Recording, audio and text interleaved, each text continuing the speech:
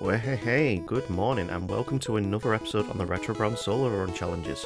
Today we are doing a video with just Parasect, Solo Run with just Parasect.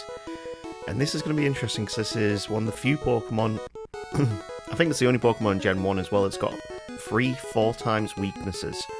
That being Fire, Flying, and I can't remember what the last one is, probably Ice, isn't it? No, maybe Ice? Can't remember off the top of my head, maybe Rock. No, it can't be Rock because Rock's not super effective against grass. Anyway, let's talk about Parasect. It's got a base stat total of 405. Most of that's in its attack and its defense, which is pretty good. Our rival for today is Jayan? I can't remember how to pronounce that, but either way, you're the rival for today. I hope you enjoyed this video, and let's get started with the run. We've got a very pitiful base 30 speed stat. Now in Gen 2, we also do get a special defense of 80, but in Gen 1 the special is just 60 as far as I'm aware. Let's talk about the moveset that we start off with. We start off with Scratch, Stun Spore and Leech Life. You know what? Not bad moves to start off with, especially with Leech Life, and it might actually be a move that we take for the entire game. But Stun Spore will lose its potency pretty quickly as soon as we get to level 30. And Scratch, it's just, yeah, it's there. Now I'm actually genuinely not sure whether we'll do very well with this one, which is why we've named it because I genuinely don't know how well Parasect will do on its own, and God knows what'll happen when it comes to the Paras run when that comes up. The very first rival fight, we actually look like we might lose. We're on the back foot against the Charmander, we do get it paralysed, and that does seem to help us out. Scratch is doing more damage than Leech Life, and it's actually more preferable in this fight to just get the damage out instead of trying to recuperate some HP. Now, with us having our Poison, that's it. That's the other 4 times weakness. In Gen 1, Bug is weak to Poison type moves. So that means we have 4 times weakness in Flying, Fire, and Poison. But also means that Poison will be super effective on the Bug type Pokemon in Viridian Forest, but we do have a real challenge with them. It's only in Gen 1 where Bug and Poison are both super effective against each other. In later generations that gets changed, but in Gen 1, yep, see what I mean? We lose. We need more experience before we're even going to need to go against Brock here. So we're going to go against Jayan. I don't know how to really pronounce that one. Jayan? Yeah, we'll go with that. I don't really know how the Brock fights are really going to go, and we're even struggling against the rival here at level 8. Now, I did try and go for the Leech Seed strat to get it paralysed, but again, just brute forcing your way through this seems to be the way forward, really. We actually do have a very decent attack stat in 95, so Scratch is going to do a lot more than Leech Life will do, even though they are both physical type attacking moves. Just that extra 20 base power on Scratch is definitely doing more. Leech Life, though, I will keep for quite a long time in this run, because as we get into the later stages, Leech Life will actually become super effective against like Sabrina, Koga, and even it's just going to become very, very useful. But the move that we really want to get to as quick as possible is going to be Spore. Now, it's the best sleep move probably in Pokemon, really, until like the Darkrai's signature move came along. But Spore is 100% accurate to put them to sleep. Now, in Gen 1, this is very broken because, as we know in Gen 1, the turn that you wake up, you can't attack. Which is great because it gives you an extra turn to get Spore set back up, but in later generations you can attack on the same turn that you wake up on. Either way, Spore is incredibly good, especially as we found if you watch my Gen 2 Smeagol run. Spore was pretty much the reason that we managed to do that, like the very final fight against Red, very, very well. Spore is a very good move, and it's the signature move of the Paras line, meaning no other Pokemon in Gen 1 gets this move. And I'm very happy that we actually get to use this. Now, I've done a few runs, like the Grass Mono run and the Bug Mono run, where Paras was actually very crucial to my teams. And pretty much that did just come down to Spore. Yes, we have very bad speed, but regardless of that, Spore was just our MVP move of both of those runs. I've talked quite a lot about the moves and such. Let's talk a bit about Brock, and he is an absolute nightmare. So, a level 13 pretty much what we want to do is get rid of all of his full heals on the Geodude until the point where he stops using them on his Geodude and we can paralyze him. Then from there we can use Leech Life and get a bit of health back as we're going through. And that means we can beat Brock at the level before, well, pretty much before the level cap here. We do the same on the Onix because he has 6 full heals for each Pokemon. And from there, Leech Life will just continue taking down his HP and recovering ours. And we can use Stun Spore whenever he goes for Bide, meaning we can keep the advantage over the Onix. And eventually, we do take the win and get up to level 14. With this, Mount Moon is not a problem whatsoever. There's a lot of poison type Pokemon there which Leech Life takes care of. So we move straight on to Misty. Now at level 17 I was just kind of hitting and hoping here. I didn't know whether we would actually do any good against her. But Leech Life is super effective against the Starmie. So they aren't even going to go for Bubble Beam because it's resisted by Grass. Meaning the AI is not working in their favour and Leech Life can get us an easy win. And we take a first time win against Misty. But we're not going to get those first time win against the rival on Nugget Bridge. And that pretty much is because he starts off with Pidgeotto and he has Sand Attack. Literally that one move completely scuppers us. And if we had a sleep move, we'd be alright here. Leech Life, we can get back our HP against the Abra. Rattata, it's going to take 2 Leech Life to take it down. We're decent-ish HP, but the last Pokemon is a Charmander who has Ember. And there's the 4 times weakness. At half HP, it just completely wipes us out. So ideally, we need it not to use Ember. And we also need Pidgeotto to just stay paralysed and not use Sand Attack. We get better luck against the Pidgeotto this time round. Leech Life will get all of our HP back against the Abra. And against the Rattata, I'm going to go for Stun Spore and then Scratch. Get a little bit of HP back and we've got a much better position than we were last time round. We paralyse the Charmander and from here we'll just scratch our way to victory. And there we go. So let's have a quick chat about the TM moveset. Because in this fight we're actually going to pick up one of our key moves for the run. Paras and Parasect can learn the move Dig, which is why it's actually one of the preferred Pokemon of quite a few solo runners on Gen 1 to actually get as one of their TM, like HM Pokemon. Because it can learn Dig, because it can learn Cut, it's actually a very good Pokemon to use, and you can pick it up in Mount Moon, but it doesn't have the greatest chance of appearing. So that's why I usually prefer getting Sandshrew and Spearow for that. On the SSN, we're going to go against the rival again. We've picked up Body Slam, which is a great move. We can learn Sword Stance later if we wanted. We can learn Hyper Beam, Mega Drain, Dig. We've got a really good TM moveset that we can really take advantage of.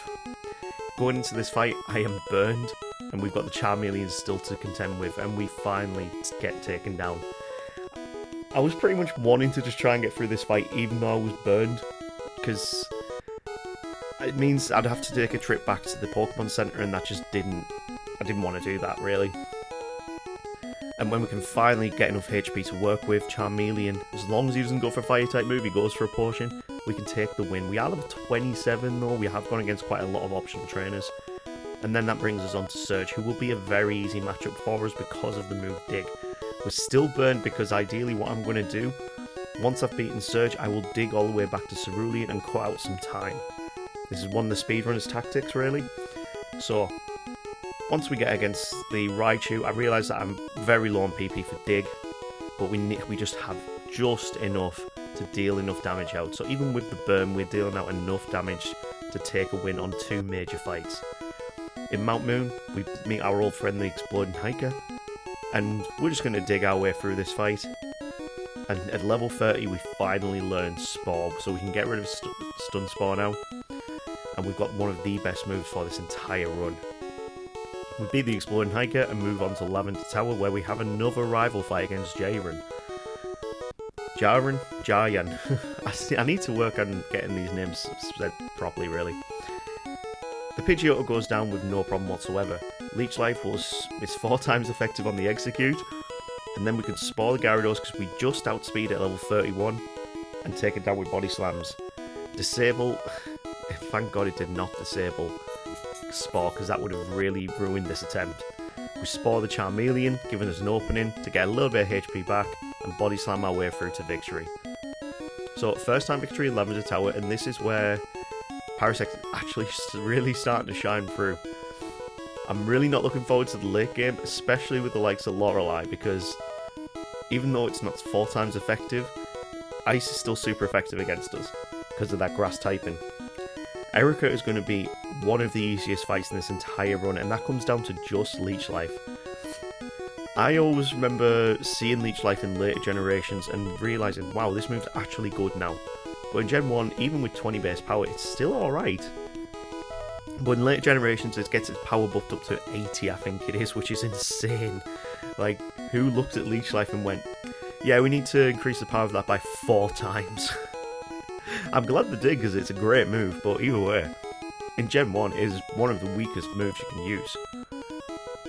We beat Giovanni with no problem, and we are sailing through this, so I'm getting confident. I'm thinking, you know what, let's go to Silphcore and try and do the quickest route possible.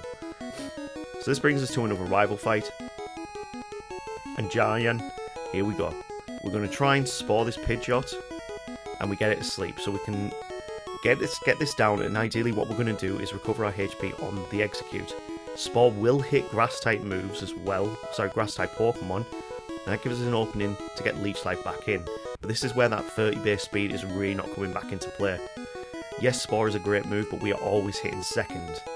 We're now picking up, well, we could have picked up Slash there, which would have been a great move, but that tight coverage of it having Dig, Leech Life, and Body Slam, we're not actually going to need Slash all that much here. Ember does tons of damage, and ideally here we just need a Body Slam for the win. We get the Paralysis, which is annoying, because I didn't realise that as soon as I went for Spore, and we lose against the Charizard. So that means we need to give us another try. If we hadn't have Paralysed in there with Body Slam, which is when you're doing sleep strats, paralysing them with another move is actually not the best things. This actually might be a reason why we should have used Slash, but Body Slam is just a powerful move. So, this fight goes pretty much the same as before. We Body Slam our way through the Gyarados, and that brings out... Oh, now should we learn Slash? No, we'll keep it again. We'll keep our moves. They are a very good moveset. And we'll get our HP back against the Alakazam now it's asleep.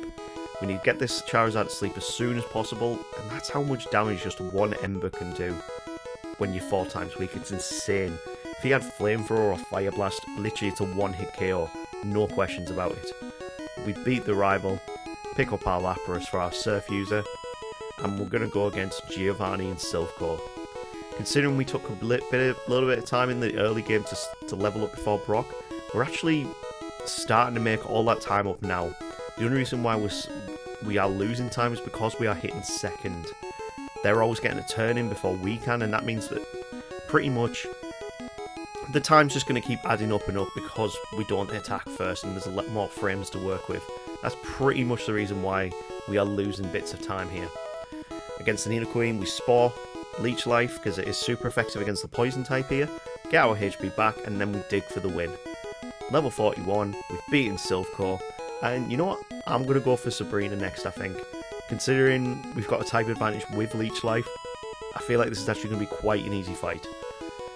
First up is the Kadabra. So, we're going to put Spore in our first spot. Well, not this time.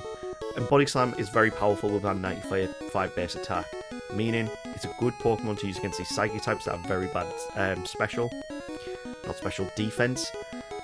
And against the Venomoth, we can use Spore. No, we're not going to use any items because that is against the rules. And we'll Leech Life to get our HP back. Last up is the Alakazam. It goes for Reflect, so we're going to go for Body Slam. And that Reflect has really caused a problem, but free Body Slam gives us the win. And we take the Marsh Badge. So next up is going to be Koga. We need to go down the cycling road, and because we didn't have a bike, we had to push our way past the guards and then head down to Fuchsia City. So, Koga is not going to be much of a problem whatsoever, considering we have Dig and Leech Life on our moveset. This is going to be quite an easy fight. So, Coffin is the first Pokemon up, and one Dig is more than enough to take it out. Muck is next, and we nearly take it out with a second Dig. So, we only really need to contend with Weezing, and if it gets... Wow, Smog is powerful. Smog is very powerful, wow. Smog is a very... Yeah. I lost the footage for beating Koga, so we're going to move straight on to Lane. We did beat Koga, it was literally on the next try. but I did lose the footage for that. Next up is Blaine, and because we've got a ground type move, we've got a super effective move to use on his Pokemon. The worst thing is that Arcanine, who can one-hit KOs with just Ember crit. This is how these 4x weaknesses, man. Like, so we opt to level up a little bit, and we get growth at level 48, meaning we've got a move which can quell the special type moves coming in, and also raise our own special. Yes, it's badge boost glitching, I am not going to lie to you, but at level 48, growth is going to be a great move for us, and ideally we are using it just for that special, because, well, we just want it.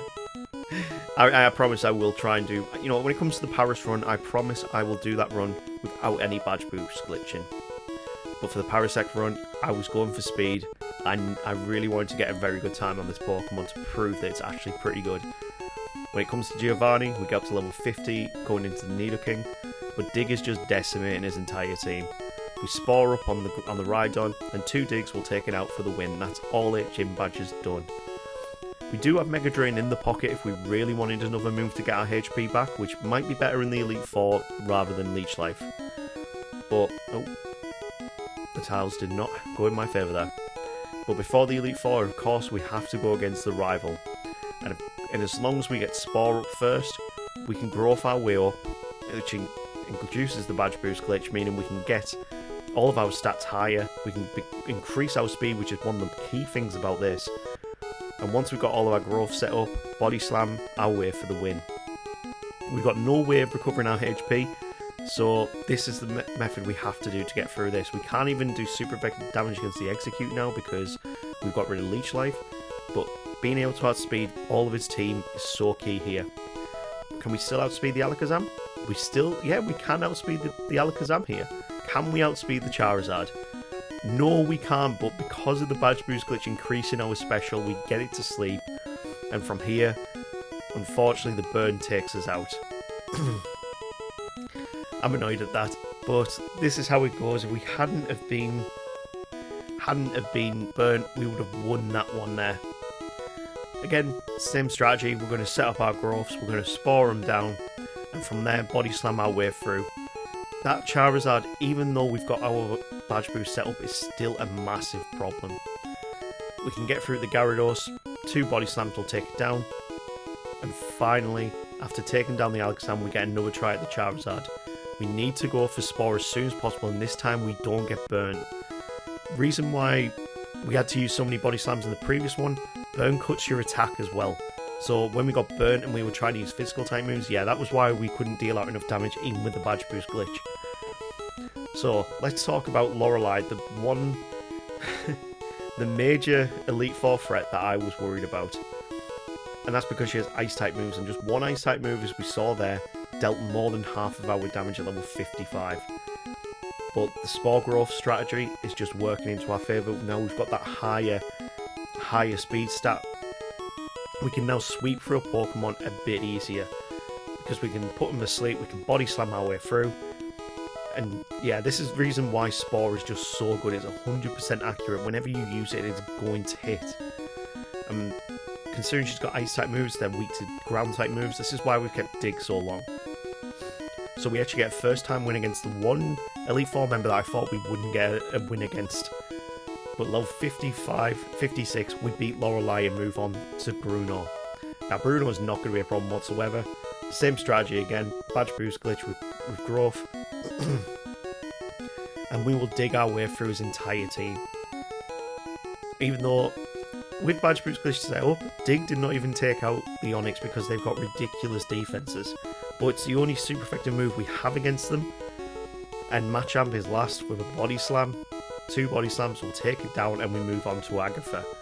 Now Agatha is going to be a problem, so I might have to teach different moves here, but Dig should really be all we need. Dig and Body Slam.